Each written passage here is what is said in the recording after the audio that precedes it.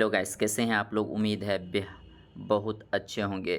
बिहार सरकार शिक्षा विभाग की तरफ से एक बहुत बड़ा लेटर जारी किया गया है। लेटर में क्या है, बच्चों के जो क्षमता के बारे में कहा गया है, क्या कुछ कहा गया है वो देख लेते हैं। प्राथमिक शिक्षा निदेशालय की तरफ से एक लेटर जारी किया गया है। प्रेषक हैं मिथिलेश मिश्रा, निदेशक प्राथमिक शिक्षा।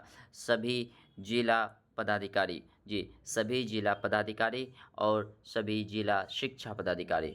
जो लेटर है, विषय क्या है लेटर का, talent search in mathematical sciences 2023 की प्रतियोगिता परीक्षा में छात्र छात्राओं को भाग लेने हेतु तिथि विस्तारित करने के संबंध में। मतलब ये talent search in mathematical science जो होता है, इसमें जो है हर साल होता है, तो इस साल नहीं हुआ है। जिसमें क्या है कि जो डेट था 30 तक डेट था, कितना था 30/1/2024 तक फॉर्म फिलअप करने का डेट था। तो इसमें विस्तारित करने के लिए बात की गई है।